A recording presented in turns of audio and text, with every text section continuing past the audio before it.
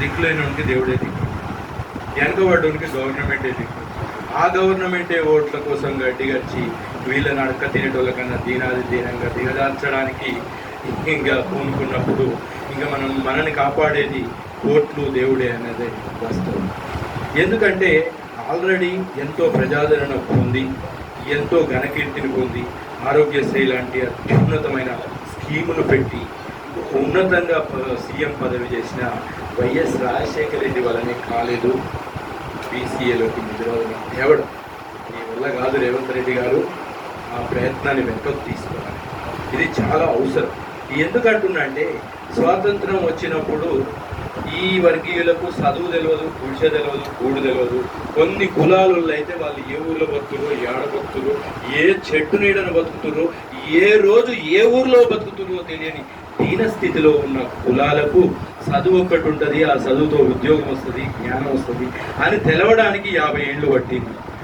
ఆ 50 ఏళ్లలో దాన్ని బ్లాక్ లాగ్లలో వేసిర్రు, నెట్టేసిర్రు. ఆ ఉద్యోగాలు, ఆ పదవులు అన్నీ మీరే తీసుకున్నారు. మాకు తెలివి వచ్చేసరికి ఈడేదో పెండ ఉందని చెప్పి ఇళ్ళ దూరం.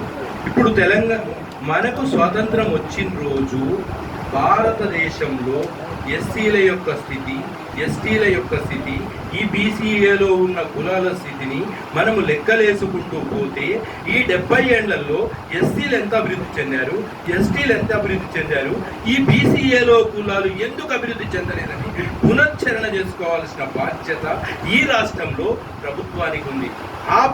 ఆ విధానాన్ని మర్చిపోయి అన్ని కులాలను ఒకదాటి మీదకి తీసుకొచ్చి ఒక లెవెల్లోకి తీసుకొచ్చి ఒకే విధంగా అభివృద్ధి చేయాల్సిన బాధ్యత గవర్నమెంట్కు ఉంటుంది.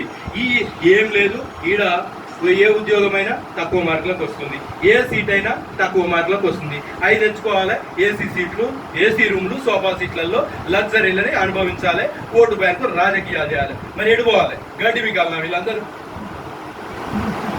గడ్డి బిగాలనా చెప్పాలా రేవంత్ రెడ్డి గారు?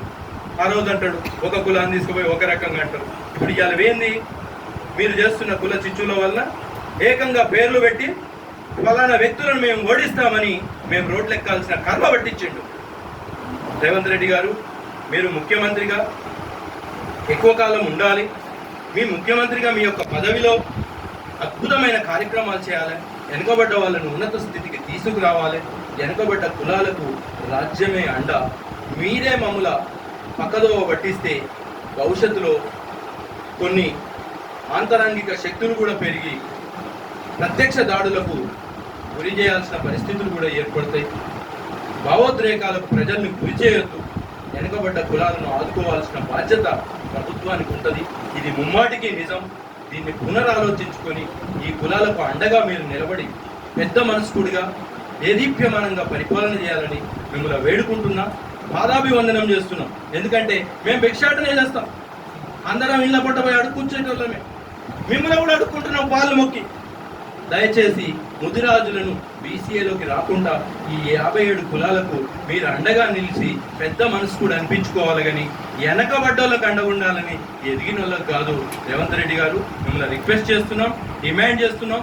వినకపోతే సుప్రీంకోర్టులో మళ్ళీ వైఎస్ రాజశేఖర రెడ్డి సమక్షంలో జరిగినదే వాతనే పెట్టడానికి కూడా మేము సిద్ధంగా ఉన్నామని సభాముఖంగా తెలియజేస్తున్నాం.